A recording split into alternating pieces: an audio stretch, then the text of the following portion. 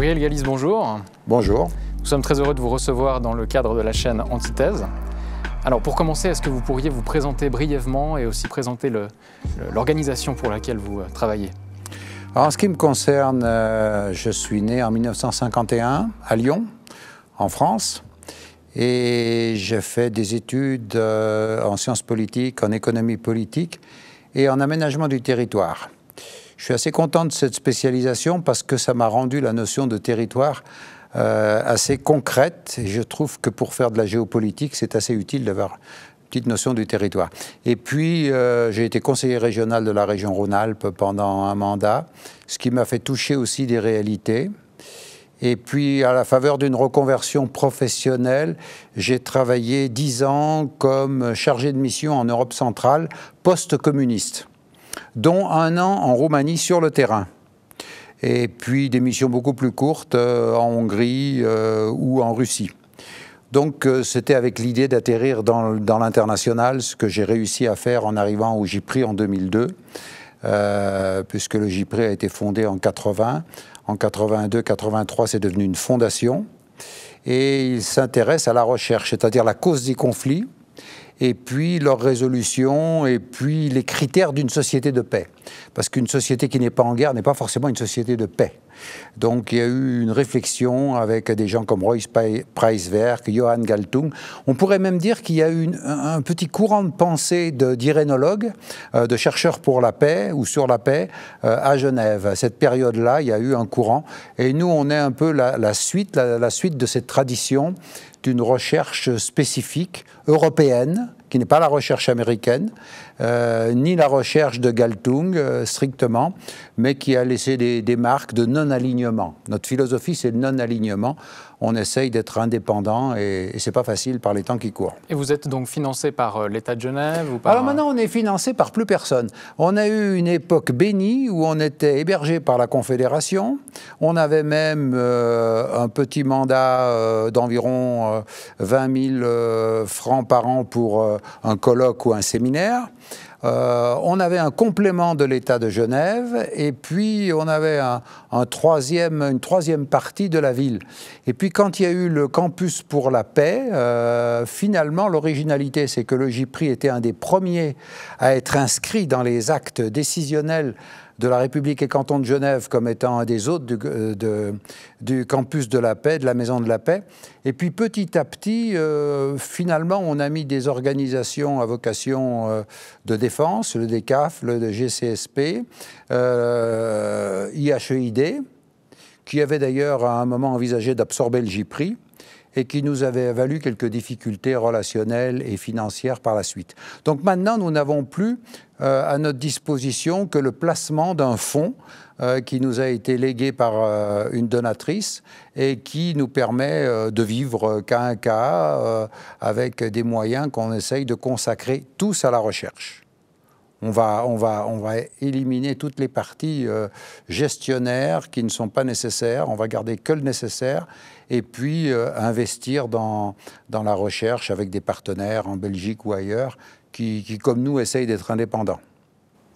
Et alors évidemment, nous allons revenir sur la guerre en Ukraine qui a lieu, qui est en cours depuis le 24 février. Mais peut-être pour commencer, on pourrait discuter d'abord, explorer des formes de la guerre au XXIe siècle. Quelles sont ses spécificités? Alors vous avez parlé à plusieurs reprises de guerre hors limite.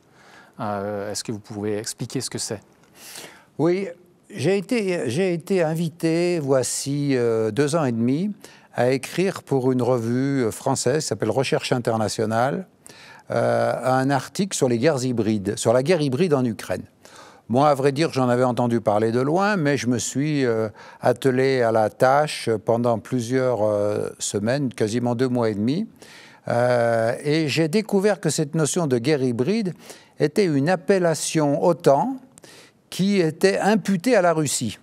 En fait, on reprochait aux Russes d'utiliser la guerre hybride dans le Donbass et dans le reste de l'Ukraine accessoirement, et dans les pays baltes et en Pologne, pourquoi pas, en disant mais c'est peut être un mélange de petits hommes verts, de cyberguerre, de propagande, et finalement c'est une guerre hybride en ce sens qu'elle met ensemble, qu'elle mélange des moyens technologiques nouveaux avec des moyens humains beaucoup plus classiques. Parce que les opérations psychologiques, c'est vieux, hein, ça ne date pas d'aujourd'hui.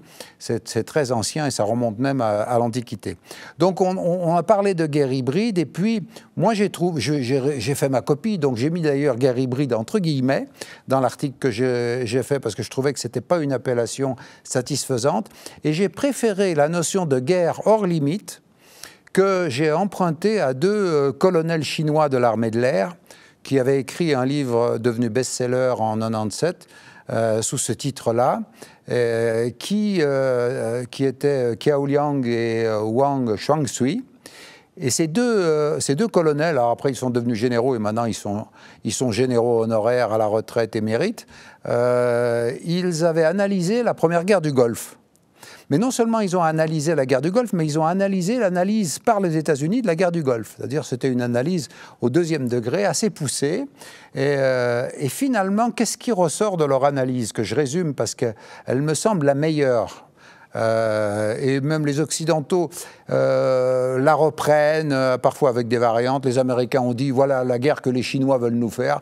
Les Chinois, ils ne veulent pas faire spécialement la guerre aux États-Unis. Ils expliquent comment fonctionne la guerre, y compris celle qui leur est faite à eux. Et ils expliquent que les guerres du XXIe siècle seront essentiellement des opérations de guerre non militaires. Les opérations de guerre non militaires, ça veut dire la guerre économique, ouvrez les guillemets, industrielle, mais aussi monétaire, la guerre monétaire, etc., etc. Avec les sanctions économiques aussi. Tout ça, ça rentre dans la guerre économique. Plus la guerre culturelle, plus la guerre de l'information. Et ça ne veut pas dire qu'il n'y a pas de militaire. Mais le militaire est en sandwich. C'est un hamburger. Vous avez plein de trucs au milieu. Et puis, vous avez une tranche de pain militaire avant, une tranche de pain militaire après. Et au milieu, vous avez de l'oignon, de la tomate, tout ce que vous voulez, et de la viande. Et donc, c'est ça que les Chinois décrivent. Et ça marche terriblement bien. Parce que si vous regardez cette bataille sur l'Ukraine, dans mon article de 2019, je citais des analystes de l'OTAN, polonais, qui disaient si les Russes s'aventurent en Ukraine, ils auront de terribles représailles économiques. C'est écrit, voici 2 ans et demi. Donc vous voyez que ce n'est pas arrivé du jour au lendemain, c'était programmé tout ça, c'était prévu par un certain nombre de stratèges et on voit bien qu'aujourd'hui, les Chinois et les Russes sont en train de se désengager, exiger le paiement en roubles, essayer de se désengager du dollar, mais ça fait déjà des années que les Chinois réfléchissent à internationaliser le yuan. Donc tout ça, c'est un processus qui est en train de se mettre en place et que les événements en Ukraine précipitent. C'est ça, et puis donc, effectivement, c'est cette nouvelle forme de la guerre, cette guerre totale, en fait, c'est ce qu'on voit sur le terrain actuellement en Ukraine, et ça comprend la guerre de l'information et toutes sortes de cyber-attaques. Bien sûr, et c'est pour ça que moi je ne me hasarde pas sur les opérations militaires, parce que j'écoute les uns et j'écoute les autres, et ça ne correspond pas. Les amis des Russes disent que les Russes gagnent, les amis des Ukrainiens disent que les Ukrainiens gagnent, et moi je ne m'aventure pas, parce que je ne suis pas militaire, je n'ai pas les informations de première main, j'écoute les experts, mais attendons la suite des événements, parce qu'on est beaucoup trop collé sur l'événement, et on est beaucoup trop dans la manipulation des uns et des autres.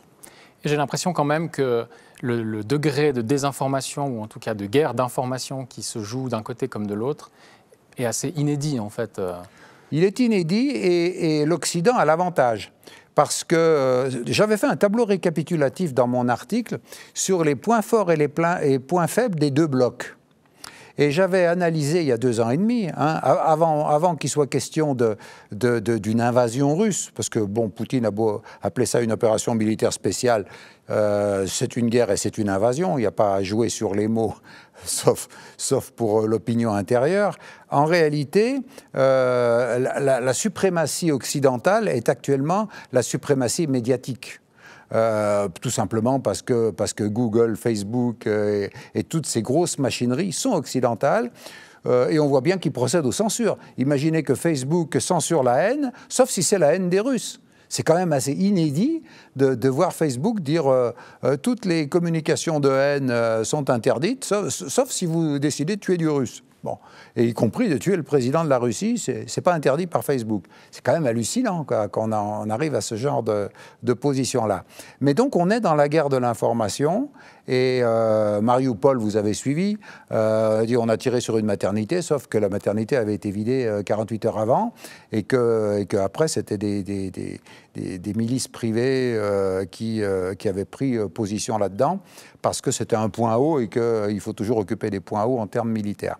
Donc on est dans une guerre totale, et c'est pour ça qu'il faut se méfier des informations quotidiennes. Il faut les recouper, aller voir, maîtriser si possible plusieurs langues, ce qui n'est pas facile, parce que les gens n'ont pas le temps. Je veux dire, le citoyen ordinaire, il allume son téléjournal, et puis après il passe à autre chose, quoi. Et puis vous avez été vous-même, entre guillemets, un peu victime de ces attaques médiatiques, ou en tout cas d'articles qui vous accusaient d'être pro-russe ou pro-Kremlin, oui, récemment. Est-ce que vous avez quelque chose à dire sur ces... Oui, on a réfléchi à la question de savoir si on allait répondre, si on allait saisir le conseil de surveillance de la presse, parce qu'il y a en Suisse un conseil de surveillance auprès duquel on peut faire recours. Parce que c'est la Tribune de Genève, effectivement, qui a écrit un article sur... Oui, oui. C'est un article ignoble. Il se trouve que j'étais hospitalisé quand... la journaliste a voulu me joindre, que l'un de mes collègues a dit qu'il ne voulait pas s'engager pour le président, et que moi j'étais réellement à l'hôpital, je n'allais pas faire un entretien à l'hôpital pour parler de ça. Mais alors le reproche qu'on nous a fait, c'est de comprendre les Russes. Mais nous, notre rôle, c'est de comprendre. Je veux dire, on n'est pas le café du commerce, on n'est pas là pour s'indigner. N'importe quel imbécile peut réagir. Hein? Pour réagir, il suffit d'une colonne vertébrale. Si je vous brûle la main, vous allez réagir, parce que ça fait partie des systèmes de défense du corps humain. Votre cerveau, il fait pareil. Il y a des gens qu'on lui dit être gentils, il va aimer les gentils. Il y a des gens qu'on lui dit ils sont méchants, il ne faut pas aimer les méchants. Je fais d'ailleurs référence à un article que je vous recommande vivement, et à travers vous, à tous ceux qui regardent l'émission. C'est un article de Robert Redeker, dans le numéro spécial de Front Populaire sur la propagande. Et Robert Redeker, qui est un philosophe français à la retraite, parle d'émotions prostituées ou d'émotions usinées, c'est-à-dire fabriquées à la chaîne. C'est-à-dire aujourd'hui, vous n'avez plus des vraies émotions. Enfin, dans votre vie privée, vous avez des vraies émotions amoureuses, amicales, de copains, etc. Mais quand vous êtes dans la sphère publique, ce n'est pas ce genre d'émotions qu'on sollicite. C'est une chaîne de commandement assez invisible, qui descendent, on ne sait pas trop où d'ailleurs, des hautes sphères politiques qui discutent entre elles. Moi, j'appelle ça l'otanisation des esprits.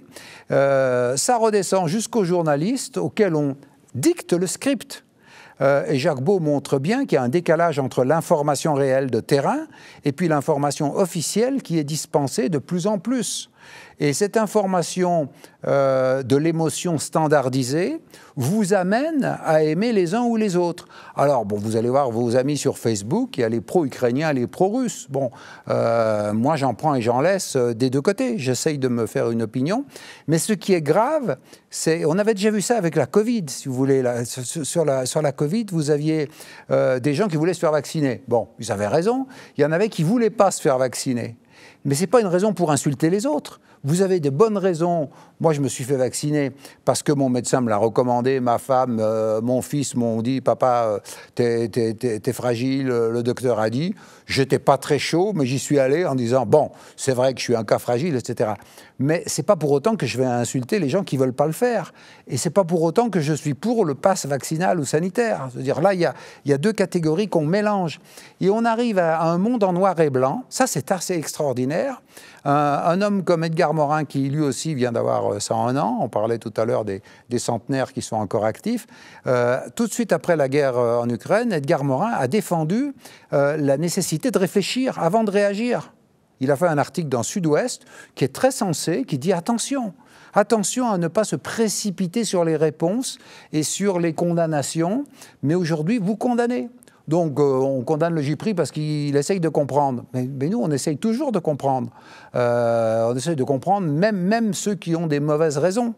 Moi, je pense que Poutine aurait dû trouver une autre solution que la guerre. Bon, en tant que chercheur pour la paix, je ne peux pas justifier un acte de guerre. Après, je peux essayer de comprendre pourquoi il l'a fait. Il y avait des armes qui étaient livrées dans le Donbass, il y avait des mercenaires dans le Donbass, il avait envoyé un message fin 2021, vous vous souvenez, aux dirigeants de l'OTAN pour demander des garanties sur l'Ukraine qui n'adhérerait pas, on l'a envoyé balader en disant la question est ouverte. Bon, donc on a tout fait pour pousser Poutine à l'erreur. Mais il a fait l'erreur. Je pense qu'il aurait pu trouver d'autres solutions, il aurait dû en trouver d'autres, et maintenant il a joué à la roulette russe, à mon avis. Bon, alors on va voir la suite. La question du Donbass, justement, effectivement, c'est un argument qu'on avance souvent pour, disons, tenter de comprendre l'invasion russe, c'est que, effectivement, le gouvernement ukrainien se préparait à bombarder, en fait, les populations du Donbass, russophones majoritairement. Est-ce que c'est quelque chose qui est avéré ou Mais c'est avéré. Et les observateurs de l'OSCE sont les observateurs les plus neutres. C'est rappelé par Jacques Beau. Ils font des rapports. Bon, quand il y a le conflit, ils se retirent. Je crois que récemment, ils n'avaient pas envie d'être pris entre deux feux. Mais aussi longtemps qu'il y a un conflit de moyenne intensité, ils sont là et ils relèvent les manquements. Et ils ont vu qu'il y avait des multiplications par 10, puis par 40 des interventions des troupes de Kiev, que ce soit l'armée ou que ce soit les paramilitaires. Et ça, début 2022 ? Oui, c'était dans les 3 semaines avant l'intervention de Poutine, plus les livraisons d'armes. Moi, j'ai lu dans le Figaro une information qui m'a surprise, c'est les Britanniques envoient des commandos en Ukraine. Par définition, les commandos sont secrets. Quand vous voyez marqué dans le journal qu'un pays envoie des commandos, vous vous dites « Pourquoi c'est marqué dans le journal ?» Normalement, ce n'est pas marqué dans le journal quand les commandos interviennent. 2, s'il y a des commandos britanniques, il y aura certainement des commandos américains, canadiens, français, enfin italiens, enfin tout, parce que c'est l'OTAN qui intervient. Bon. Et donc, ça sert à quoi de dire ça? Parce qu'au même moment, on annonçait qu'il y avait aussi en Ukraine 400 hommes d'une société militaire privée de sécurité américaine. Les anciens qui se sont rebaptisés Harmony maintenant, qui s'appelaient autrement avant. Ils ont changé de nom 2 ou 3 fois. Blackwater ? Oui, je ne sais plus quel groupe c'est. Mais enfin bon, quand vous voyez marquer ça dans le journal, vous dites qu'on est dans la guerre de l'information et qu'on fait pression sur les Russes. Parce que les Russes, ils ont aussi les informations. Ils ont des gens sur place, ils ont des services de renseignement militaire. Donc, ils ne lisent pas le Figaro seulement. Ils ont aussi des sources internes. Donc, visiblement, la mayonnaise était en train de prendre. Donc, je crois que, premièrement, il y avait le Donbass, avec les populations qui souffraient, mais il y avait aussi le vieux contentieux sur l'OTAN. C'est-à-dire que le dossier OTAN, il date de 30 ans. Il date de la chute du mur de Berlin. Et finalement, quand même, là où les Russes ont raison, ils ont tort dans la réponse qu'ils apportent avec l'invasion, mais ils ont raison de poser le problème, c'est que depuis Gorbatchev, 6 mois avant la chute du mur de Berlin, Gorbatchev a fait un discours au Conseil de l'Europe en expliquant qu'il fallait une maison commune. Vous vous souvenez, le discours sur la maison commune, une sécurité, l'architecture. À l'époque, il y avait encore et l'OTAN et le pacte de Varsovie. Bon, et puis Medvedev a repris en 2008 l'idée d'une architecture commune de sécurité.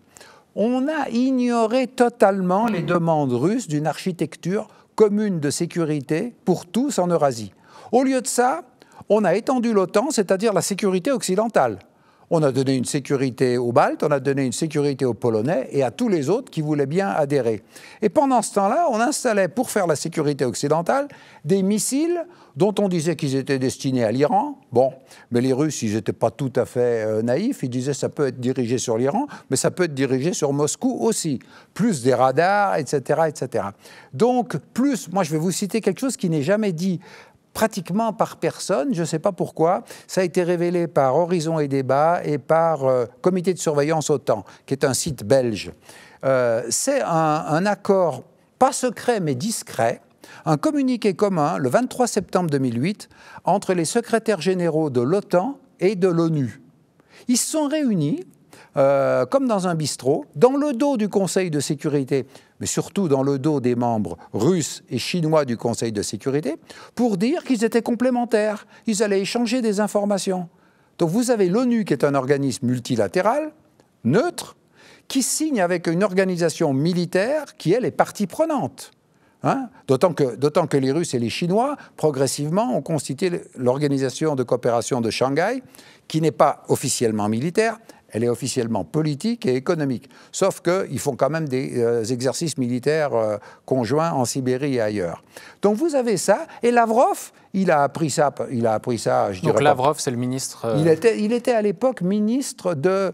je ne sais pas s'il n'était pas ambassadeur de la Russie auprès de l'ONU, justement. Mais enfin, il était déjà dans les fonctions officielles.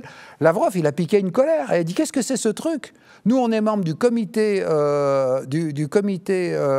OTAN-Russie, qui existait à l'époque, il a été mis en sommeil. On avait un comité Théodule qui permettait de ne pas exclure totalement les Russes en les mettant dans une espèce d'antichambre. On est membre du Conseil de sécurité de l'ONU. Et il se concocte un accord dans notre dos entre les secrétaires généraux, c'est pas admissible. Donc, si vous voulez, les provocations, elles ont été à répétition. Et c'est pas dire les Russes sont parano. Non, ils sont pas parano. Je suis allé voir ce site de l'OTAN pour préparer notre entretien. Le site de l'OTAN continue à affirmer que c'est une légende, la garantie donnée aux Russes, qu'il n'y aurait pas extension. Donc ça, c'était juste après la chute de l'URSS. Dans le traité de Moscou, le traité de Moscou, où les Russes n'ont pas été assez malins pour faire inscrire l'extension, la non-extension de l'OTAN dans le traité. Alors bon, Poutine l'a reproché à Gorbatchev, et Gorbatchev a dit oui, mais à l'époque, il y avait encore le pacte de Varsovie. Bon, on peut toujours trouver des bonnes raisons pour ne pas avoir fait la chose. Cela dit, les documents existent. Maintenant, le Spiegel a révélé les sources. Il y a un chercheur américain qui a écrit un article que je vous recommande, s'appelle « Deal or not deal ». Et il est de l'université George Bush, de je ne sais pas quel... j'ai oublié l'origine de l'université américaine, mais ce n'est pas un gauchiste, ce n'est pas un pro-russe, c'est vraiment un chercheur, tout ce qu'il y a d'américain normal, qui dit oui, il y a des preuves de ça, il y a des preuves de ça. Donc des promesses avaient été faites justement à la Russie que de l'OTAN... la non-extension, et alors vous avez des témoins vivants, vous avez Roland Dumas qui est encore vivant, qui dit c'est vrai, j'y étais, il y a Willy Wimmer qui a été secrétaire d'État à la Défense d'Helmut Kohl, vous avez Baker qui était le secrétaire d'État américain, qui a négocié avec les Russes, qui dit c'est vrai. Alors vous avez des hypocrites, alors ça j'ai vu cet argumentaire aussi, il est assez drôle, il dit l'argumentaire c'était il n'y aura pas extension à l'Allemagne de l'Est. Donc autrement dit, on peut aller dans les pays baltes, on peut aller en Pologne, mais c'est un peu comme si vous aviez des ennemis qui rentrent dans votre maison, qui s'installent dans le salon, mais qui n'ont pas le droit d'aller dans les toilettes, vous voyez ? Vous disiez, bon, alors, vous pouvez aller partout, sauf dans les toilettes. Ça n'a pas de sens. Je veux dire que si vous allez dans les pays baltes, ou si vous allez en Pologne, il n'y a pas de raison que vous n'alliez pas dans l'est de l'Allemagne, qui était la partie, c'était un tiers du territoire, de ce qui est l'actuelle Allemagne unifiée. Donc, c'est de l'hypocrisie au carré. Et puis après, on a continué à rouler les Russes dans la farine avec des opérations complémentaires. Souvenez-vous de la Libye. La Libye, c'était Medvedev qui était président, si ma mémoire est bonne. Et Poutine lui a reproché d'avoir avalisé au Conseil de sécurité l'idée d'une intervention humanitaire. Vous vous souvenez que l'argument qui a été donné pour intervenir en Libye en 2011, ça a été la protection des populations, la responsabilité de protéger.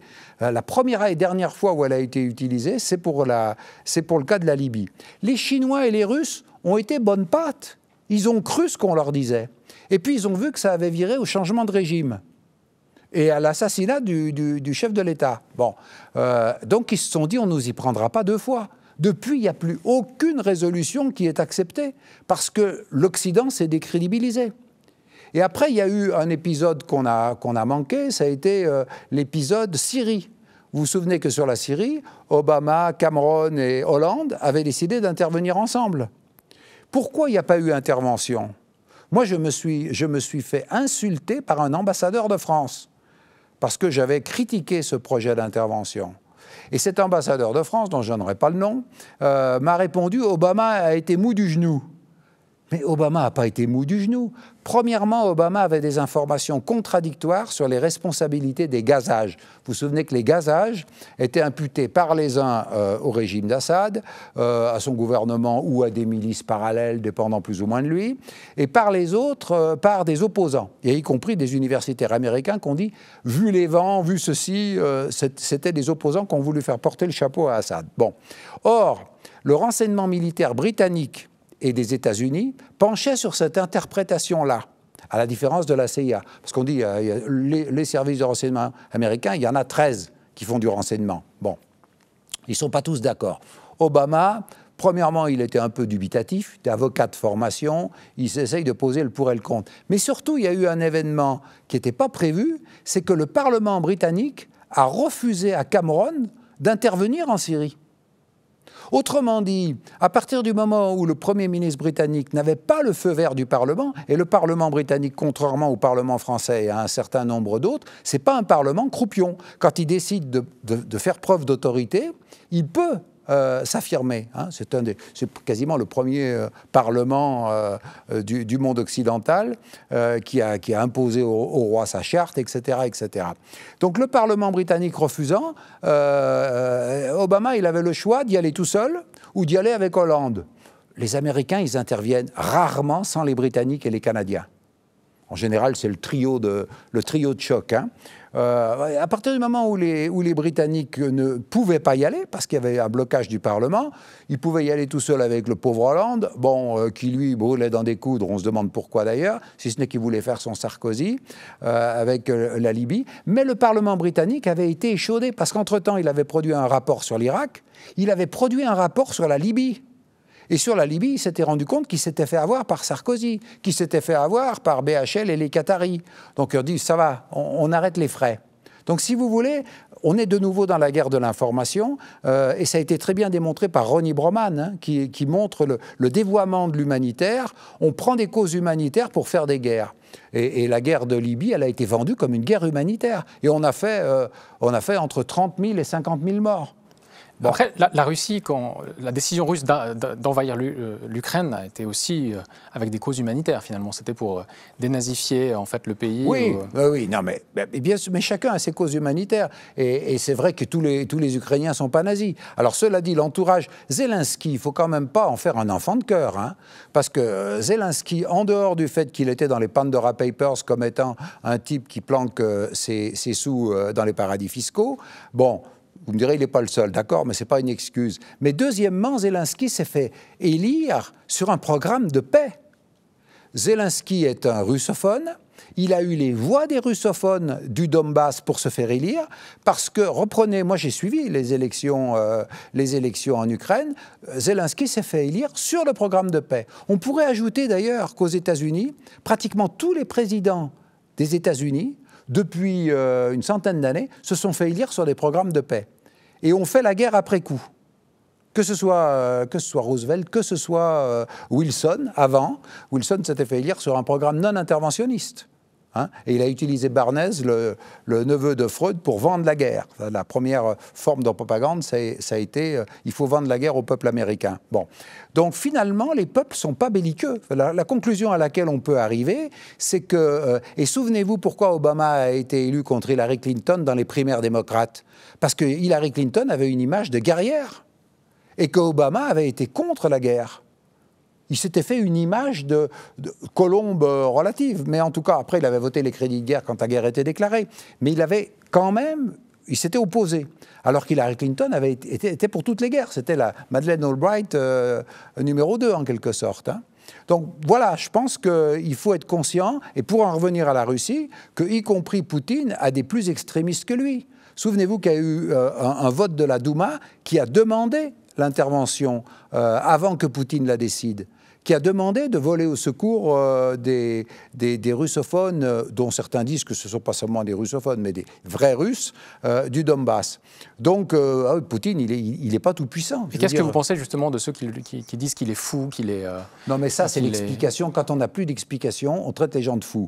Bon, c'est tout simplement parce qu'on n'est pas capable de prévoir. Hein, mais en réalité...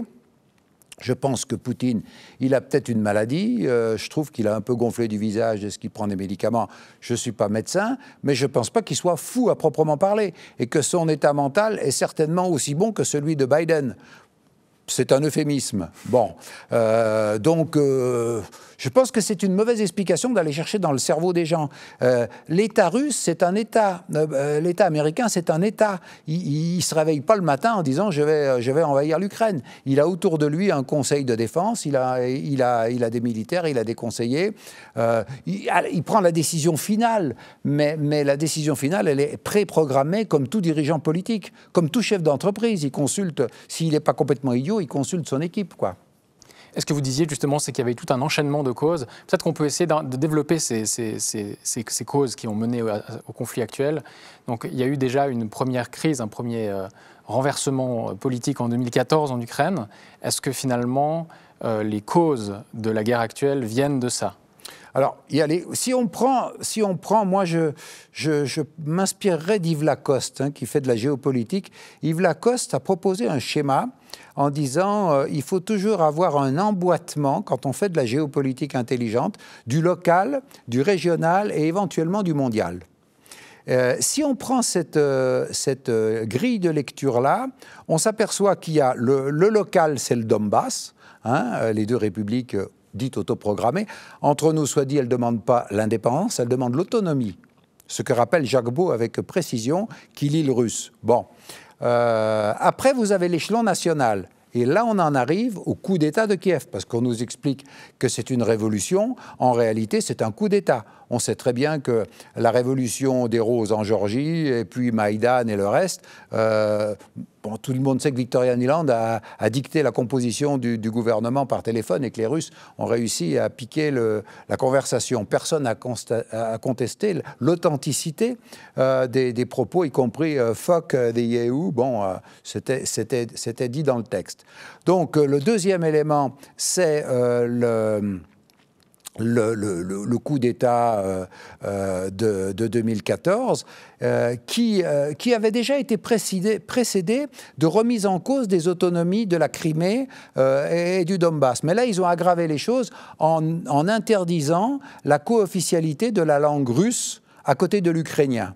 Mais si vous prenez l'histoire de la Crimée, qui était le premier motif de conflit entre l'Occident et la Russie, n'oublions pas que la Crimée avait été donnée sans son avis par Khrouchtchev, alors qu'elle était russe, à l'Ukraine en 1954. Donc on a pris les Criméens, on les a déplacés. On ne leur a pas demandé leur avis. C'est exactement comme si on disait aux Vaudois, on vous rattache à l'État de Genève. Bon, ils ne seraient pas d'accord, ou l'inverse. Bon, chacun a ses particularités. Premier point. Deuxième point, n'oublions pas, seul Guy Mettan le rappelle, parmi tous les journalistes et les experts de géopolitique, qu'en 1991, Gorbatchev a demandé aux Criméens s'ils voulaient rester en Ukraine ou s'ils voulaient rejoindre la communauté des États indépendants, avant même que l'Ukraine recouvre sa pleine souveraineté. Les Criméens ont voté, et ils ont voté à 80%. On veut retourner dans la mère patrie d'où on nous a sortis sans nous demander notre avis. Bon. Et puis 3 semaines après, Kiev a annulé le référendum. Alors Guy Mettan écrit sous pression de Soros. Je ne sais pas d'où Guy Mettan sort son information. Je ne sais pas si c'est la pression de Soros ou de quelqu'un d'autre. Toujours est-il que le référendum a été supprimé. Quand après, en 2014, le torchon brûle à nouveau, mais avec des circonstances aggravantes, puisqu'il y a eu le coup d'État, il y a eu la suppression de la langue ukrainienne, tout à coup, Poutine dit on va organiser un nouveau référendum. Et on dit il va être truqué parce que c'est Poutine qui le fait. Mais quand c'était Gorbatchev qu'on portait au nu, nous les Occidentaux, on n'en a pas tenu compte et on a passé ça en pertes et profits. Et les résultats de 2014 sont les mêmes que ceux de 1991. Vous regardez, même très forte participation et très forte demande d'être rattaché à la CEI. Donc, si vous voulez, le Donbass, la Crimée, et on a pris prétexte de la Crimée en disant Poutine l'a annexé. Mais Poutine, il a continué un processus qui avait été commencé par Gorbatchev et qui était très compliqué. Parce qu'il y a eu alors après d'autres accords, et c'est vrai que les Occidentaux disent oui, mais d'accord, mais depuis on a dit que les frontières ne bougeraient pas en Ukraine. C'est vrai qu'il y a eu depuis des accords à Budapest en particulier qui ont dit ça. Mais il ne fallait pas passer sous silence le référendum des Criméens, qui est quand même le droit des peuples à disposer d'eux-mêmes, c'est quand même le critère décisif, c'est de les consulter. Donc, deuxième échelon, c'est le national. Troisième échelon, c'est l'international, et on arrive à Brzezinski. Bon, on ne peut pas comprendre. Moi, les journalistes et les politologues, j'en ai pas rencontré un qui ait lu Brzezinski de A à Z. Alors, qui était Brzezinski, peut-être ? Alors, Brzezinski, c'est un homme Zbigniew, parce qu'il y a toute une généalogie de Brzezinski.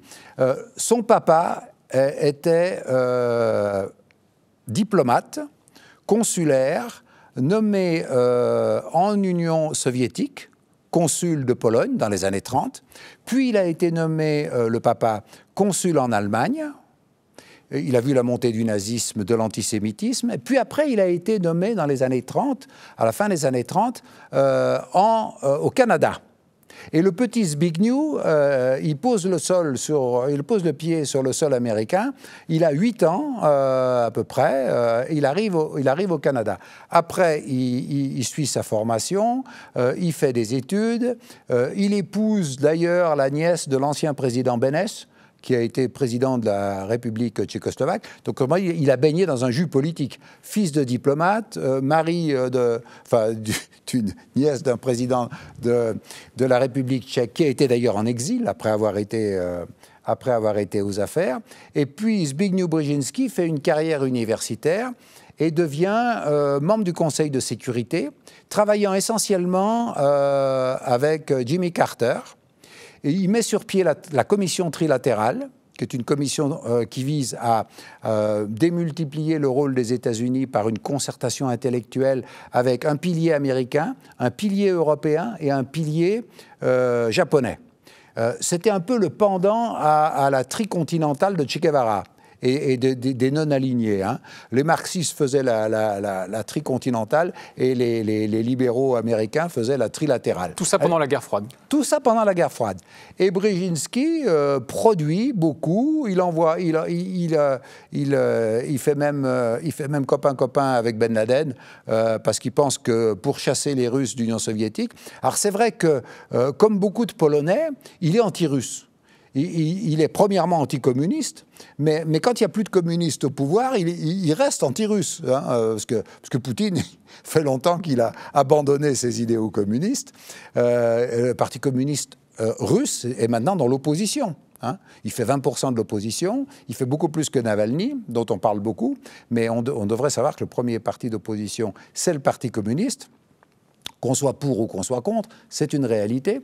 Et donc, Brzezinski, il a promu la trilatérale, il a travaillé avec le clan Rockefeller, et puis après la chute du mur de Berlin, il a cogité sur les 30 années à venir. Et là, c'est génial, parce que quand vous lisez ce livre qui s'appelle « Le Grand Échiquier », écrit en 1997, traduit dans toutes les langues de la planète, en russe, en ukrainien, en japonais, etc. Brzezinski et son équipe décrit ce qu'il faut faire. Alors, j'attire votre attention sur un détail qui est savoureux, c'est que le sous-titre anglais s'appelle « American Primacy and its Geostrategic Imperatives ». Si on le traduit mot à mot, c'est la suprématie américaine, on peut traduire primacy par suprématie ou primauté, on peut discuter, et ses impératifs stratégiques. Si vous prenez la traduction française, vous avez une traduction affadie qui dit « l'Amérique est le reste du monde ». Autrement dit, on oublie les impératifs stratégiques et on oublie la suprématie américaine. Déjà, je trouve que c'est un peu bizarre de châtrer à ce point-là une traduction.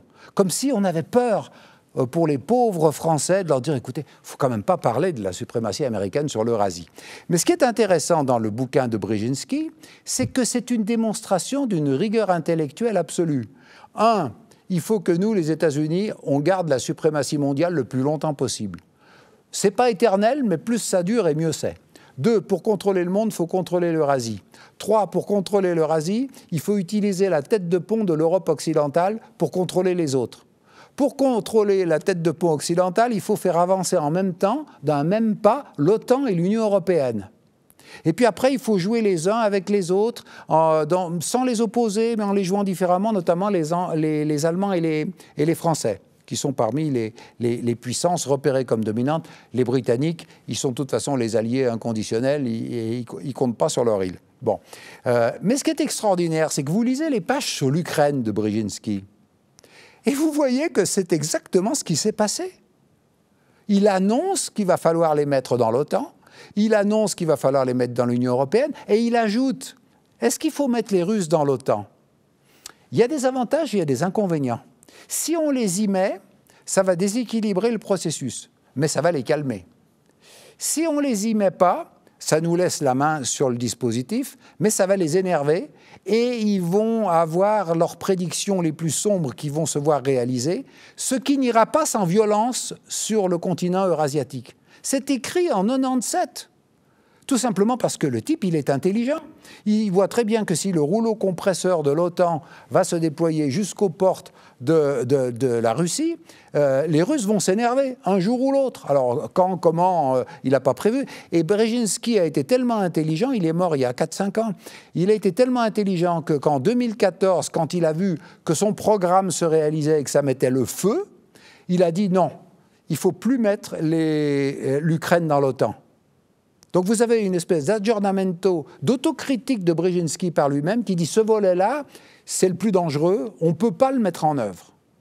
Bon, donc quand vous lisez Brzezinski, ce n'est pas la peine d'aller chercher les complotistes et la paranoïa de Poutine, il suffit de lire le meilleur stratège américain sur l'Eurasie, qui est M. Brzezinski. Vous pouvez ajouter George Friedman, qui est celui qui le complète. Parce que George Friedman a créé Stratford, qui est une société texane de géopolitique. Il a fait des scénarios sur les 20 années à venir, sur les 100 années à venir. Et Friedman dit, nous, Américains, on a un projet, depuis qu'on a une géopolitique, c'est d'empêcher toute puissance européenne d'émerger. S'il y en a une qui émerge, on va appuyer les autres pour lui couper la tête ou pour la contenir. Voilà la stratégie. Et après, il précise, et alors, le plus grand danger de tous les dangers d'une puissance européenne, c'est s'il y avait une alliance entre la Russie et l'Allemagne. Friedman dit ça dans un journal russe qui s'appelle Kommersant en 2014 ou 2015. Il le dit dans la version anglaise. Donc, il ne s'en cache pas. Il va chez les Russes pour leur dire « on vous empêche ». Alors, maintenant, on peut adapter ça. On peut dire « c'est l'Union européenne qui doit être coupée de la Russie ». Et l'affaire Skripal et l'affaire Crimée sont deux dossiers qui ont été montés par l'Union européenne sans preuve. Parce que la Crimée, j'ai dit, il y avait quand même de vraies raisons qu'elle retourne dans le giron de la Russie. Et Skripal, c'est une affaire complètement farfelue. Les Russes ont dit on peut aider les Britanniques à faire une enquête là-dessus parce que nous, on n'y est pour rien. Pour rappeler juste l'affaire Skripal. L'affaire Skripal, c'est un ancien agent des renseignements russes qui a été, après 8 années de prison, il a été échangé contre des agents russes détenus par l'Ouest. Bon, ça se fait, les échanges d'espions, c'est une procédure courante. Mais il y a un code dans l'échange d'espions. Quand on échange des espions, ils sont neutralisés. C'est comme aux échecs, vous sortez les pièces et elles sont posées sur la table, quoi. Bon, et donc vous pouvez, les Russes, ici, ils avaient voulu le tuer, ils le tuaient quand ils l'avaient sous la main en prison, pendant les 8 ans, quand il était frais. Parce qu'un espion, il vaut quand il est frais. Les informations qu'il a, à partir du moment où il est prisonnier, on sait qu'il va donner une partie du réseau et il va falloir reconstituer l'organisation. Donc, faire quelque chose de neuf à l'insu de l'adversaire, parce que sinon, l'adversaire, il allait donner les cartes. Donc, il était neutralisé, Skripal. Il ne servait plus à rien. Et si on veut le tuer, on le tue. Je veux dire, les services russes, en général, ils savent comment faire. Et il a été expliqué que, normalement, tout ce qu'on avait expliqué comme étant l'équipe de ceux qui étaient censés être ces tueurs, ils ne pouvaient pas le tuer, ils étaient dans un avion à ce moment-là, etc. Donc, finalement, on a pris des sanctions contre la Russie, sanctions qui est un terme illégal.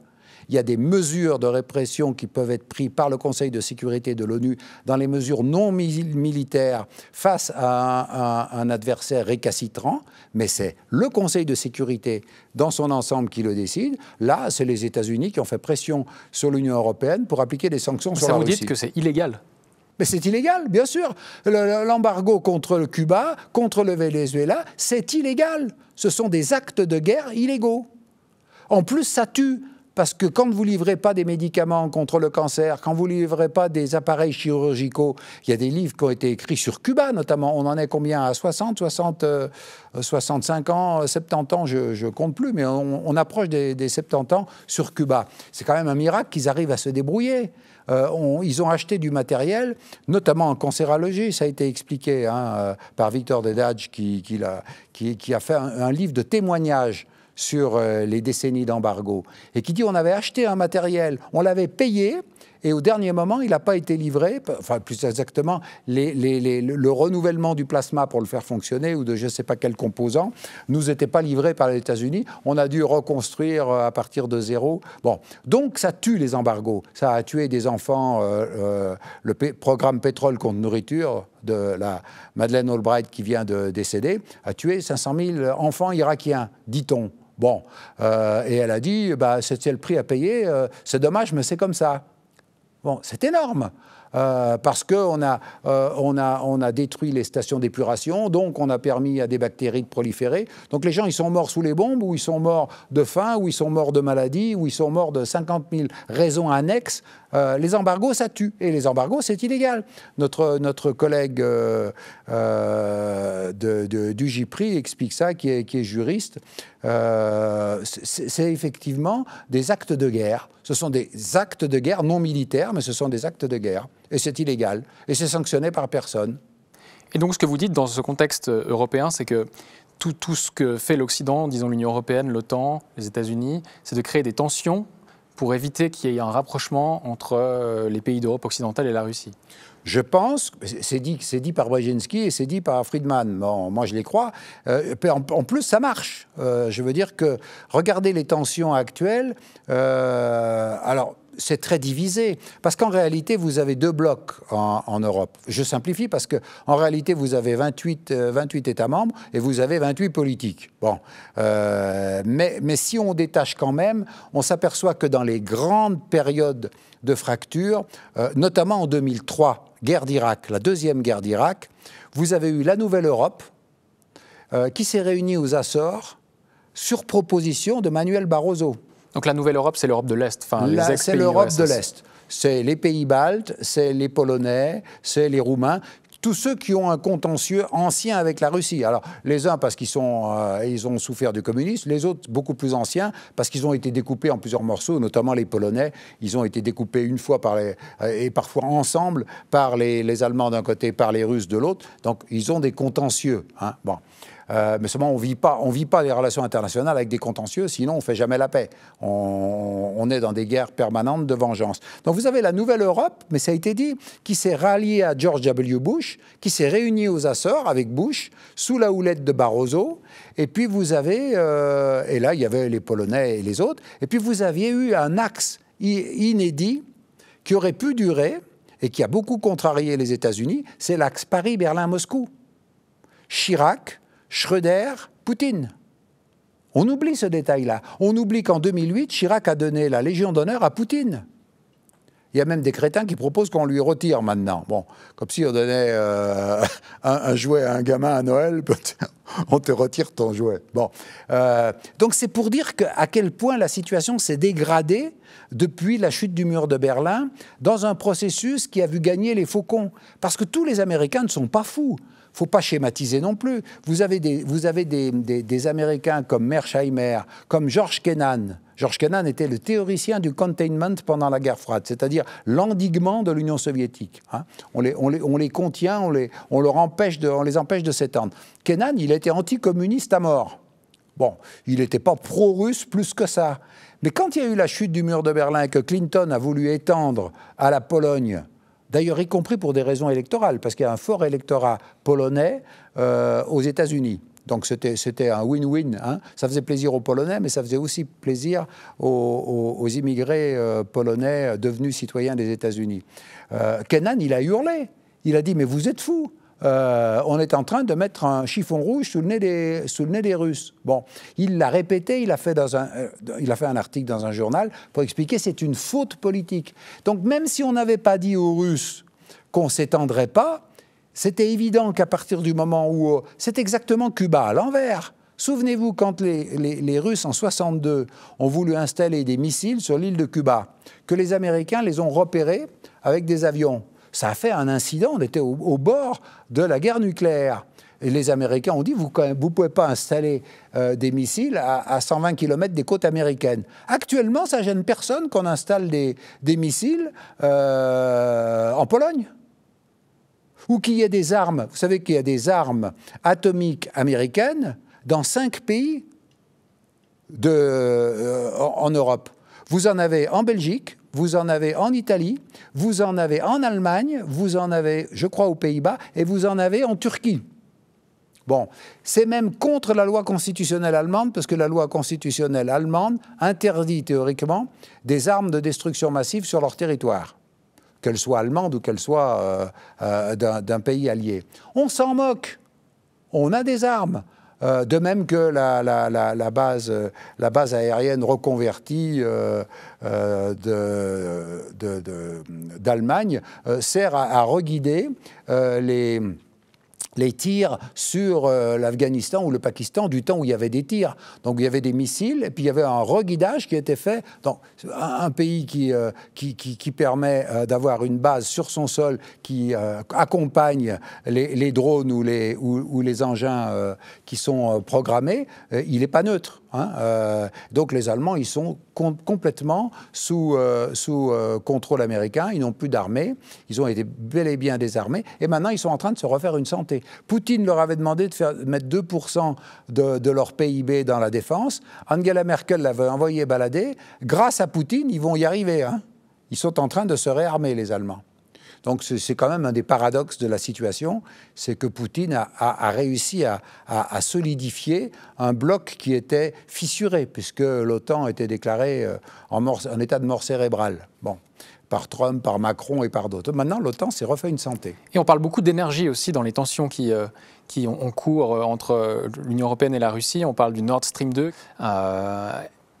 Ces tensions énergétiques, est-ce que c'est une des causes aussi du conflit en Ukraine? C'est une des causes. D'ailleurs, souvenez-vous que dès 2014, Obama était venu jouer le représentant de commerce pour proposer du gaz de schiste. Déjà, Obama était venu à Bruxelles. Et maintenant, il continue. Alors, vous avez des écolos européens qui sont en train de vouloir sanctionner le gaz russe en proposant du gaz de schiste. Vous savez, l'horreur écologique qu'est le gaz de schiste, faut être écolo fêlé pour faire ça. C'est tout sauf écolo. Mais ils sont tellement aveuglés et tellement anti-russes qu'ils oublient même que c'est complètement idiot et c'est anti-écologique. Bon, donc les Américains sont en train, mais ils ne peuvent pas y arriver. Ils ne peuvent pas être compétiteurs de ça. Ils ont demandé aux Qataris et aux Algériens de produire plus. Les Algériens et les Qataris ne veulent pas trop se fâcher avec les Russes, donc ils ne vont pas pousser à la consommation. Et même les Saoudiens, qui sont les alliés traditionnels des États-Unis, là, ils jouent un jeu d'équilibre. Un peu comme les Turcs, d'ailleurs, qui jouent avec tout le monde. Ils jouent avec les Russes, ils sont dans l'OTAN, etc. Donc, effectivement, il y a une composante énergétique. Mais on parle de Nord Stream 2, mais Nord Stream 1, il fonctionne. Le problème, c'est que si les Russes coupent le robinet de Nord Stream 1, l'Allemagne a froid. Vous me direz, maintenant, on sort de l'hiver, c'est moins grave. Mais ça fait fonctionner comme ressource énergétique. C'est quand même... alors, les Allemands, ils ont arrêté le nucléaire, bêtement. Parce que là, effectivement, on a décidé d'arrêter le nucléaire. Pour arrêter le nucléaire, on a ouvert des vieilles mines de lignite. Le lignite, c'est un matériau, c'est du charbon pauvre. C'est 10 fois plus polluant que tout. Et on a détruit des villages classés en Allemagne pour faire une exploitation des villages qui étaient protégés pour exploiter du lignite. Donc on se marche sur la tête.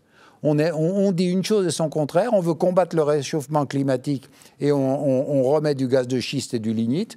Et en même temps, tout baigne, quoi. Tout baigne, pourvu que les États-Unis gardent leur primatie, leur primauté sur l'Eurasie, parce que c'est leur agenda. Et moi, je ne reproche pas aux Américains d'avoir un agenda. Ce que je reproche aux Européens, c'est de ne pas avoir le leur. Et d'endosser un agenda qui n'est pas du tout le leur et qui est contre leurs intérêts. Parce que les sanctions que les Européens prennent contre les Russes, ça amène des contre-sanctions qui pénalisent qui pénalisent l'agriculture française, qui pénalisent la machine-outil allemande. Tous ces échanges-là vivaient bien pendant une certaine période et ils sont compromis. Et les Américains, ils continuent à faire du business. Ils importent même du gaz russe. Ils continuent à en importer. Je croyais qu'ils avaient arrêté ça pendant juste après le début de la guerre. Oui, mais je veux dire, s'ils veulent, ils se réapprovisionnent. Vous savez très bien que les Iraniens ont proposé de donner des cours aux Russes sur la façon de contourner les embargos. Bon, les Iraniens, ils savent faire. y compris en passant par la Turquie, y compris en passant par des banques turques. Enfin bon, l'argent n'a pas d'odeur, vous pouvez convertir d'une monnaie à l'autre. Ils sont en train de trouver un système pour que ni les Européens ni les Russes perdent la face. Soi-disant, c'est Gazprom qui va acheter des euros, qui va convertir en roubles. Bon, je ne sais pas ce qu'il va faire de ces euros après, il va les convertir en dollars. Bon, ils vont se débrouiller. Mais c'est un jeu de dupes. Là, on est à la fois dans la guerre monétaire, hein, ce que les Chinois appelaient la guerre monétaire. On est dans la guerre monétaire. En même temps, on est dans la guerre de l'information. Et bien malin qui a toutes les cartes. Moi, je ne les ai pas. Je vois ce qui se dit, je vois les pièces se déplacer sur l'échiquier, mais il y en a une bonne partie qu'on ne voit pas qui se passe sous la table. Puis on parlait de géopolitique des États-Unis, de l'Occident. Quelle est la géopolitique de la Russie? Quels sont les enjeux, les intérêts stratégiques de la Russie? La géopolitique de la Russie, d'abord, elle ne veut pas la primauté mondiale parce qu'elle sait qu'elle ne peut pas l'avoir. Ce n'est pas parce qu'ils sont gentils, c'est parce que si vous prenez la carte de la Russie, d'abord vous voyez que c'est le pays le plus grand de la planète. Bon, après il y a le Canada, après il y a la Chine, après il y a les États-Unis. Enfin bon, vous prenez le top 10 des pays dans la superficie. Non seulement ils sont grands, mais ils ont énormément de ressources. Bon, ils ont des ressources, des ressources minières, des ressources fossiles, etc. Et ce qu'ils veulent, c'est assurer le glacis périphérique. Le glacis, c'est ce que tout pays protège. C'est-à-dire on a autour de soi ce qu'on appelle un glacis, c'est-à-dire traditionnellement c'était un fortin qui avancé, qui protégeait la forteresse principale. C'était ça le glacis. Maintenant, c'est un glacis technologique. Hein. Ça peut être un parapluie contre les missiles, un dispositif antimissile, ça peut être un glacis physique. Donc les Russes ont toujours demandé d'avoir une protection autour d'eux avec des pays neutres. Ils avaient la Finlande et ils disaient on voudrait que ce soit pareil avec l'Ukraine. Ce qu'on leur a refusé. Bon, mais ils ne peuvent pas s'étendre plus. On a dit, regardez, il a déjà attaqué la Géorgie. Mais excusez-moi, il y avait eu la révolution des roses avant, et puis c'est la Géorgie qui a attaqué la Russie. Ce n'est pas l'inverse. Bon, donc on a aussi là un narratif un petit peu truqué en disant Poutine est agressif. Poutine, il a laissé faire un certain nombre de choses, il a avalé des couleuvres, et c'était même plus des couleuvres, c'était des boas. Bon, après, il a recraché. Et il a recraché au mauvais moment, au mauvais endroit. D'accord, ça c'est évident. Maintenant, ça, si vous voulez, il y a son glacis proche, c'est sa sécurité. Les Russes ont demandé depuis Gorbatchev, à travers Medvedev et jusqu'à Poutine, une sécurité commune qui serait construite sur l'OSCE, qu'il fallait améliorer. Et à partir de l'OSCE, il fallait penser à intégrer les Chinois. Parce que dans les schémas des Russes qui disaient, est-ce qu'on met des schémas des Américains, qui se demandaient si on mettait les Russes dans l'OTAN ou pas, on oubliait les Chinois, on oubliait les Indiens. On oubliait quand même un certain nombre de puissances émergentes qui, dans les années 90, n'étaient pas spectaculaires, mais qui, depuis, ont pris de l'espace. En 20 ans, les Chinois, ils ont pris de l'assurance, ils ont pris des moyens. Donc, même si on avait réussi à... L'avantage de l'OSCE, comme vous le savez, c'est que ça comprend les États-Unis, le Canada, les pays européens et la Russie. Donc, c'est un avantage de discuter de ça. Mais là aussi, actuellement, c'est les Polonais qui la président. Vous pouvez faire confiance aux Polonais pour faire une version polonaise de l'OSCE qui ne soit pas compatible avec la version russe. Donc, mais par contre, en 2014, c'était la Suisse qui présidait l'OSCE. Et M. Burkhalter, qui était le chef du département fédéral des affaires étrangères, a fait du bon travail. Il a même obtenu un accord de Moscou qui a été récusé par les Américains et par les Ukrainiens, mais qui aurait pu être avalisé par les Européens. Vous voyez, vous retrouvez les mêmes lignes de clivage. Clivage à l'intérieur, Nouvelle Europe, Ancienne Europe. Ancienne Europe, c'est les gens qui se sont assez tués pour ne pas avoir envie de recommencer, notamment les Français et les Allemands. Bon, mais même les Espagnols, mais même les Italiens. Et puis les autres qui veulent absolument en découdre. Voilà un peu la situation. Donc les Russes, ils veulent un glacis. Ils veulent, deuxièmement, servir d'intermédiaire entre l'Asie et l'Europe.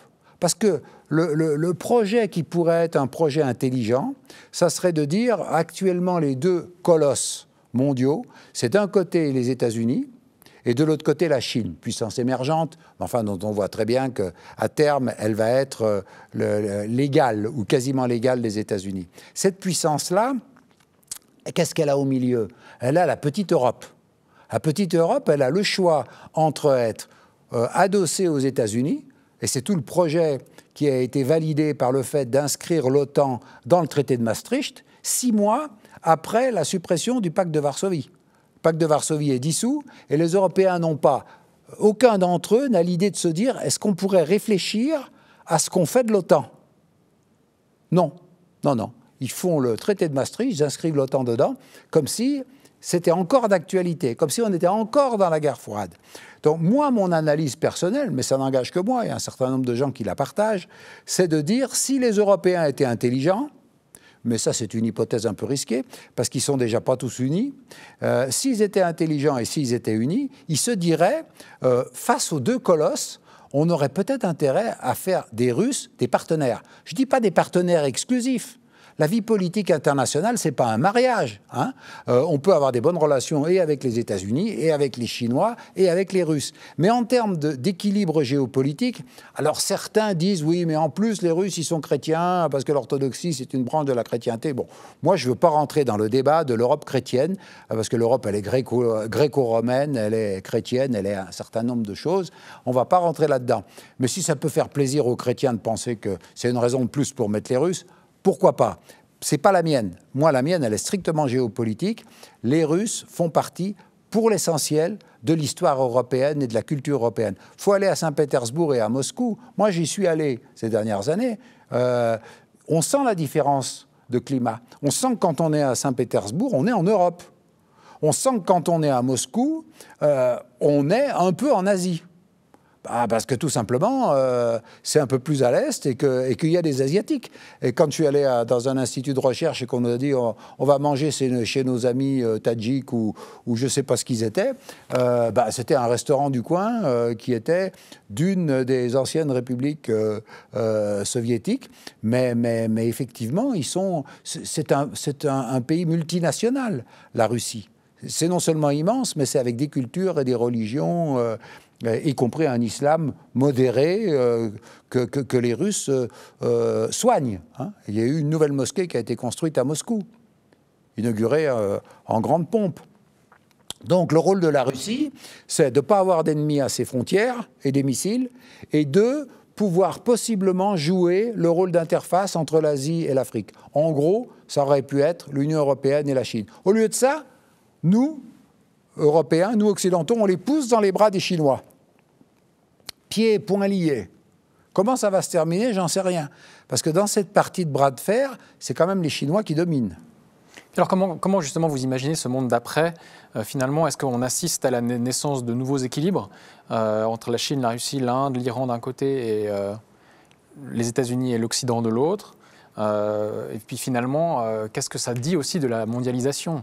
Je lisais récemment que Larry Fink, le PDG de BlackRock, annonçait que la mondialisation était terminée suite à cette guerre en Ukraine. Enfin, qu'en est-il selon vous de ces nouveaux équilibres Moi, je crois que le schéma de la mondialisation, déjà le terme, on pourra faire une dissertation là-dessus.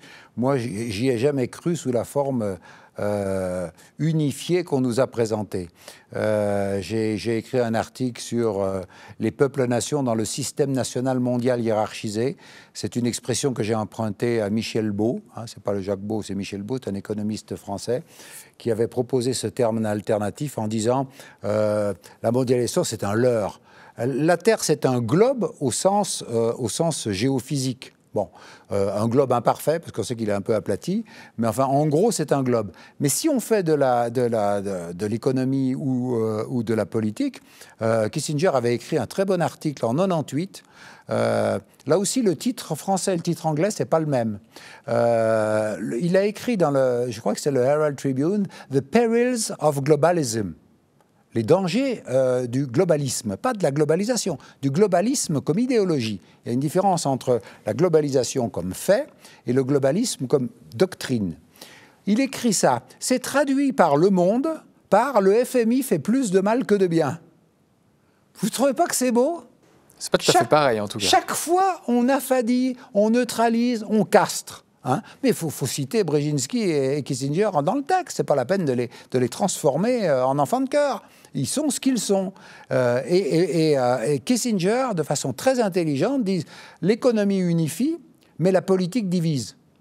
Et il termine en disant on ne pourra pas imposer au peuple plus d'austérité que jusqu'à un certain point. C'est-à-dire qu'on peut tyranniser les gens, mais il y a des limites. C'est-à-dire l'économie ne peut quand même pas tout faire parce que les peuples résistent. Et on a vu que les peuples résistaient. Donc maintenant, on est passé de cette vision américaine à la Fukuyama, on est passé de cette fin de l'histoire rêvée à une situation où on régionalise. Et moi, je ne m'en réjouis pas, parce qu'on régionalise sur un mode belliqueux. On aurait pu le faire sur un mode pacifique, en disant, il y a l'Eurasie, il y a l'Eurasie avec une partie asiatique et une partie européenne, qui va dialoguer. Pourquoi pas une partie Europe occidentale et Russie, qui dialogue avec une partie Chine et Inde et autres. Bon, là, ça se fait sur un mode violent. C'est une réalité et que regardez ce qui se passe, le vote des sanctions. Nous, on dit la communauté internationale condamne la Russie. Oui, vous avez la moitié des États de la planète, mais vous avez là-dedans des micro-États. Si vous mettez les populations, ce que représentent les populations, vous vous apercevez que c'est moins de 20% de la population mondiale dont les États condamnent la Russie. Les uns se sont abstenus, les autres l'ont carrément soutenu. Bon, et nous, on continue à dire qu'on est la communauté internationale alors qu'on est 17%, 18%, ça dépend comment on compte. Bon, on est ridicule. Allez interroger les Africains. Les Africains, ils ne sont pas solidaires de l'Europe. La France vient de se prendre une déculottée au Mali. Elle se fait foutre dehors. Bon, les Maliens, ils vont chercher le groupe Wagner et ils font du business avec les Chinois et avec les Russes. Pourquoi ? Probablement qu'ils ont leur raison. Je ne dis pas qu'ils ont raison, mais ils ont leur raison. Et je pense que nous, on est toujours dans ce scénario. On a raison, on est occidental et on continue. Bon, donc voilà pourquoi, il faut revaloriser l'OSCE. 2, il aurait fallu détruire l'OTAN, mais maintenant, je crois que c'est trop tard. Alors, est-ce qu'il faut la refondre ? Est-ce que les Américains vont le permettre ? On a loupé le virage de la sortie de la guerre froide. C'est à ce moment-là qu'il fallait faire quelque chose. Si on ne le faisait pas à ce moment-là, c'est la pilule du surlendemain, quoi. Ça marche pas tous les coups. Et maintenant, on est en train de gérer des monstres.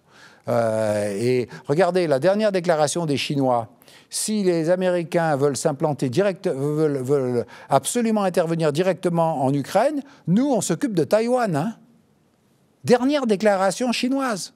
Parce que finalement, toute la propagande dans laquelle on baigne, nous. Alors, on nous a sorti, pour être anti-chinois, il faut défendre les Ouïghours. Pour être anti-russe, il faut défendre les Ukrainiens. Tout à coup, on a sorti les Ouïghours et les Ukrainiens. Ça fait quelques années qu'ils font le sommet de l'affiche. Les Palestiniens, on s'en fout. Les Yéménites, on s'en fout. Il y en a quand même des gens qui meurent avec des armes, y compris françaises, y compris saoudiennes et autres, au Yémen. C'est pas grave. Les gens du Donbass, quelques milliers de civils, c'est pas grave non plus. Mais les Ouïghours, c'est notre cause fétiche. Hein. Souvenez-vous, il y a quelques années, c'était les Tibétains. On avait mis des drapeaux tibétains devant certaines mairies françaises. Pendant ce temps-là, il se passait des choses horribles à Gaza, mais on n'allait pas mettre des drapeaux palestiniens, ça fait moins propre. Bon, donc on a des indignations à géométrie variable, et donc il faut absolument qu'on arrive. C'est pour ça que je vous ai amené ce petit livre-là, La diplomatie au péril des valeurs, hein, de Jean de Glignasti. C'est un diplomate français qui explique exactement ce qu'il faut faire, c'est-à-dire le contraire de ce qu'on fait. On remplace la diplomatie par des cours de morale, de pseudo-morale. Ça serait la vraie morale. Moi, je suis pour la vraie morale, mais pas la morale à géométrie variable. Hein, à dire, ça, c'est les gentils, ça, c'est les méchants. Bon, la vraie morale, comme le disent les moralistes, elle s'applique à soi-même, pas aux autres. La morale dispensée aux autres, ça, c'est pour les cours de catéchisme dans les petites classes. Bon. Mais sinon, on est dans l'endoctrinement moralisateur. Et ça marche, parce que les gens croient que c'est la morale qui fait fonctionner, croient que c'est nos valeurs qu'on fait fonctionner. Quand même, on les piétine. Donc la diplomatie, c'est refaire jouer leur rôle aux diplomates. Macron a essayé de trouver un espace, mais trop tard. Trop tard, il fallait qu'ils jouent ça. Les accords de Minsk, ça fait un bout de temps qu'ils sont passés. Minsk 1, 2014, Minsk 2, 2015, garantis par les Français, les Allemands, et puis validés par l'ONU, parce que l'ONU a quand même validé les accords de Minsk. Donc les accords de Minsk, c'était effectivement pour régler le conflit dans le Donbass. C'était essentiellement pour ça, pas que. Hein. Il y avait aussi la neutralisation qui était à l'ordre du jour, il y avait tout ça. Mais on revenait sur les propositions de Medvedev de 2008. Medvedev avait fait... Reprenez les critiques qui ont été adressées au plan de Medvedev. C'est trop compliqué. Les Russes sont pas assez démocrates. On est toujours allé chercher la petite bête pour dire qu'il leur manquait quelque chose. La mariée, il lui manque quelque chose. Hein. Elle a toutes les mensurations, mais elle a une grande beauté mal placée, et on va dire non, ça va pas. Donc, on n'a pas voulu. Donc il faut effectivement qu'on revienne à une vision diplomatique, et Macron s'y est pris beaucoup trop tard. Il fallait qu'il tape du poing sur la table plus tôt, il fallait qu'il convainque Biden, si c'était possible de le convaincre, j'en sais rien, mais il fallait qu'il aille avec des billes. Moi j'ai été quand même surpris par une information, parce que j'essaye d'être objectif, et comme j'essaye d'être objectif, je dis parfois du bien des gens que j'aime pas, en l'occurrence Macron. Macron, j'ai pas beaucoup de crédibilité en lui, mais j'ai lu dans un journal britannique qu'on lui avait reproché d'avoir négocié avec Poutine la neutralisation de l'Ukraine, c'est-à-dire la finlandisation de l'Ukraine. Un journal britannique a dit « c'est dégueulasse ce que Macron a fait dans notre dos ». Si Macron l'a fait, je dis bravo, sauf que Macron n'a pas dit qu'il l'avait fait. Peut-être parce qu'il a voulu préserver le secret diplomatique, peut-être qu'il avait ses raisons, hein. Mais je dis qu'il y a peut-être eu du bien de fait dans cette rencontre de 4 heures quand même entre Poutine et Macron. Mais ça n'a débouché sur rien parce qu'il n'avait pas de mandat ni des Français ni des Européens et qu'il était un peu en apesanteur en période préélectorale. Donc ça ne pouvait pas donner grand-chose. Mais c'est la seule voie. Et quand j'entends Hubert Védrine, qui est un des rares, dire le Poutine de 2022, c'est nous qui l'avons fabriqué, il dit je suis minoritaire. Védrine, c'est pas n'importe qui. Il a été ministre des Affaires étrangères de Mitterrand, était sous Hollande, etc. Il a été conseiller, même quand il n'était plus directement, il avait été conseiller des uns et des autres. Poutine dit il n'est pas fou. Il n'est pas fou, il a réagi avec les éléments qu'il avait. Alors on peut les condamner, juridiquement on peut les condamner, moralement on peut les condamner. Même si tous les crimes qu'on lui impute ne sont pas les siens, son armée en a commis. Et il n'y a pas de guerre propre. Bon, jamais, nulle part, dans aucun cas. Donc tous les crimes de guerre, qu'ils soient russes, ukrainiens et autres, ou avec les armes qu'on livre, sont coupables. Donc il faut remettre ça sur... C'est pour ça que le JPRI a fait en 2016 un colloque international à Genève, avec des représentants diplomatiques de tous les pays qui s'appelait « Quelle paix pour quel ordre du monde ?» On n'en a pas fait un cahier, mais c'est sur le site du JPRI. Si vous allez le voir, vous avez toutes les vidéos qui sont retranscrites. Et on a fait dialoguer des Russes et des Américains. On a fait intervenir des Chinois. Donc ce qu'on a fait, nous, JPRI, c'est parce qu'on a regretté que l'ONU ne le fasse pas. Au sortir de la guerre froide, il aurait dû y avoir une grande conférence qui serait appelée « Quelle paix pour quel ordre du monde ?» Quelle sécurité? Avec qui? Et à partir de là, on réformait l'OSCE, on supprimait ou on dissolvait ou on refondait l'OTAN, etc., etc., etc. Au lieu de ça, les Occidentaux se sont complus dans leur victoire. On dit bravo, on a gagné. Les Russes sont à genoux et on va transformer notre essai. Et la Suisse dans tout cela, finalement? Alors la pauvre Suisse. Puisqu'on a beaucoup parlé de la fin de la neutralité suisse. Mais moi, je crois que la Suisse, elle est embarquée. Elle s'est laissée embarquer là où elle n'aurait pas voulu aller. Et c'est dommage pour elle. Parce que la Suisse avait une image de neutralité. Seulement maintenant, elle est déportée en quelque sorte, au sens physique du mot. Elle est déportée par son souci de plaire aux Américains. Elle achète des F-35, c'est pas par hasard.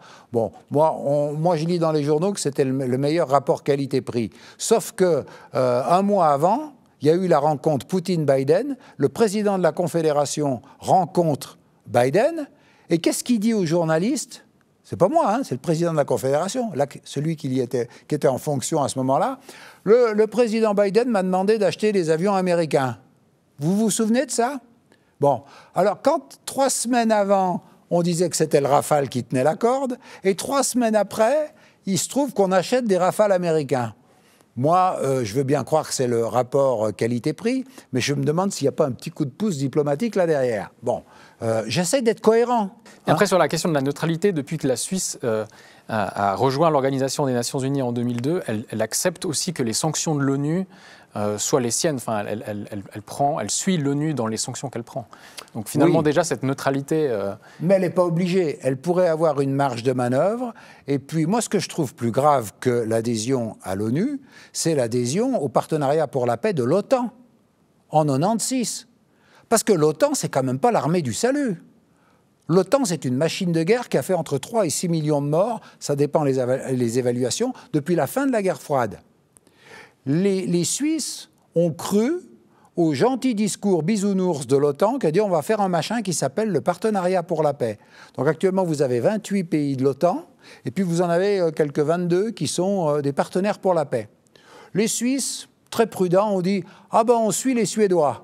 Alors, ils ne sont pas les premiers, ils ont suivi les Suédois qui avaient adhéré au partenariat pour la paix avant eux. Sauf que, qu'est-ce qu'on fait dans le partenariat pour la paix? Lisez les rapports du Conseil fédéral.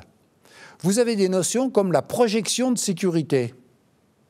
Vous avez des avions suisses qui, avec la croix suisse, vont, à côté des avions de l'OTAN, survoler la Baltique pour surveiller les Russes. Mais depuis plusieurs années, hein. Ce n'est pas depuis 6 mois que ça existe. Il y a des avions suisses qui partent d'une base OTAN aux Pays-Bas. Bon, quand on échange des informations, on sait que l'information, c'est le nerf de la guerre. C'est la guerre de l'information. C'est les moyens qu'on fournit aux alliés ou à ses détriments aux adversaires. Donc, à mon avis, la Suisse, elle veut faire plaisir aux États-Unis, elle veut faire plaisir à l'Union européenne, parce qu'elle est déjà en délicatesse sur un certain nombre de dossiers. Donc, de temps en temps, elle sort ses gros billets. La Suisse, elle trouve toujours à conforter les fonds de solidarité. Vous avez entendu, hein, quand il faut essayer de calmer l'Europe, elle rajoute une liasse de billets. C'est un peu pour la Pologne, un petit peu pour tout ça. Bon, sauf que ça ne suffira pas éternellement. Et donc, elle est dans ce jeu d'équilibre où elle s'est décrédibilisée. Donc, actuellement, elle vient de se faire plaisir en se disant qu'elle n'interdisait pas Russia Today. Bon, alors ça, effectivement, elle fait un peu mieux que les autres. C'est un petit quelque chose, mais c'est toujours ça. C'est moins grave que von der Leyen et Macron réunis, mais c'est quand même pas satisfaisant. Donc je crois que la Suisse, mais c'est pas propre à la Suisse, c'est tout le monde. Moi, ce que j'appelle l'otanisation des esprits, c'est quand je vois la gauche et la droite suisse avaler des couleuvres au Conseil fédéral, au Parlement, sans poser de questions. Parce que le Parlement sur le partenariat sur la paix, quand la Suisse y a adhéré en 2006, à l'époque, l'OTAN, c'était un pacte défensif. En 1999, au congrès, au sommet de Prague, c'est devenu une organisation tous azimuts qui défend la sécurité, et non plus ses intérêts et sa défense à proprement parler. Donc maintenant, on est dans une vision beaucoup plus militaire, beaucoup plus interventionniste, et la Suisse aurait dû réviser son point de vue à partir du moment où l'OTAN s'étendait et devenait une machine de guerre. Maintenant, elle est embarquée, malgré elle, et elle prend des airs de jeune vierge effarouchée, mais elle est au feu. Elle ne peut pas continuer à jouer un jeu et à l'autre. Alors peut-être que sa diplomatie gardera son savoir-faire, parce que sur ce domaine-là, elle a une expertise, elle a le CICR qui peut servir de poisson pilote, donc peut-être que ça, elle peut le garder. Mais sa virginité de neutralité, elle l'a écornée. Et je ne sais pas comment elle pourra le récupérer. Il ne suffit pas de le répéter, il faut convaincre les autres. Et peut-être qu'il y aura des pays d'Asie qui vont émerger, et qui vont regarder actuellement, les Turcs jouent les bons offices. Entre les Ukrainiens et les Russes, c'est les Turcs qui interviennent. Ce n'est pas les Suisses. Bon, je ne dis pas que les Suisses font peut-être des choses dans l'ombre sans que je le sache, mais il faut être crédible. Et je crois qu'on a un petit peu énervé inutilement une partie des protagonistes. La Suisse garde de bonnes relations avec la Chine. Bon, ça, c'est un point positif. Les accords économiques, et à même un moment, on avait dit que Zurich serait la place d'internationalisation du yuan. La rumeur avait couru que ça pourrait être concurrent à Londres. Donc moi, je ne désespère pas de la Suisse, mais il faudrait que sa classe politique fasse des progrès. Malheureusement, elle n'est pas en situation. Je veux dire que la baisse de niveau de la classe politique, c'est à peu près général en Occident. On a des dirigeants politiques qui ne sont plus formés, qui n'ont plus une connaissance historique. Moi, j'ai rencontré des diplomates suisses de ma génération qui faisaient des analyses. Aujourd'hui, on a des comptables. Ça vient de quoi ? mais ça vient de l'esprit du temps, ça vient du new management des économies, et puis ça vient de l'otanisation de la pensée. Je veux dire, moi j'ai rencontré un diplomate il y a quelques années, je voulais comprendre pourquoi la Suisse avait rejoint le partenariat pour la paix de l'OTAN. Donc je suis allé à Berne, j'ai demandé quel était le monsieur diplomate qui était en charge du dossier. J'ai été reçu par un sympathique diplomate, ambassadeur, qui m'a dit « Monsieur, c'est l'interopérabilité ». Vous savez ce que c'est que l'interopérabilité? C'est un jargon technocratique pour montrer que les dispositifs de défense sont techniquement compatibles. Donc que les avions, par hypothèse, les avions, mais enfin les chars, tout le matériel militaire suisse, soient compatibles avec celui des partenaires, les alliés, l'OTAN. Mais il n'y a pas besoin de confondre interopérabilité technique et puis partenariat stratégique, militaire. Je suppose que pendant la guerre froide, s'il y avait eu une attaque russe, soviétique, il y aurait eu un système de communication avec des canaux compatibles sur les échangeurs radio des Suisses avec les Allemands, les Italiens et les Français. Je suppose que c'est deux problèmes différents. Vous pouvez avoir des voitures compatibles avec des sociétés différentes. Hein. Bon. Donc, voilà ce qu'on m'a répondu. Monsieur, c'est l'interopérabilité. On ne m'a pas parlé de vision stratégique. On ne m'a pas parlé de la montée en puissance de la Chine ou de l'Inde, qui eux-mêmes font partie de l'Organisation de coopération de Shanghai. Que dans l'Organisation de coopération de Shanghai, l'Iran vient d'y rentrer maintenant. Et la Turquie est observateur.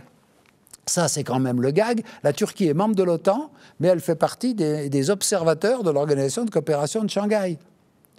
Donc vous voyez à quel point on est dans un monde qui se fractionne, qui n'est pas en noir et blanc, qui est avec plein de couleurs.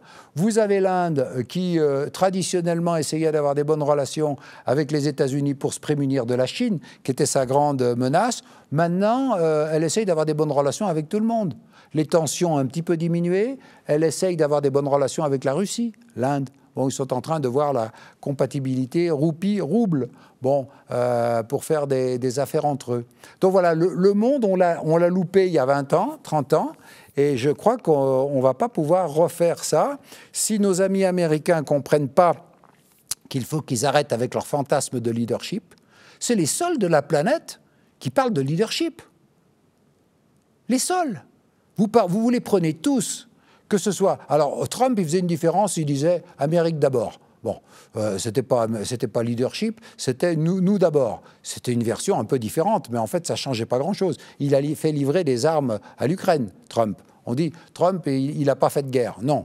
Ben, il en a attisé en sous-main et il n'a pas été aussi non belligérant que ça. Mais effectivement, il n'en a pas déclenché directement. Mais il n'a pas été pacifiste pour autant. Mais les États-Unis sont le seul pays de la planète à préconiser l'unilatéralisme et le leadership.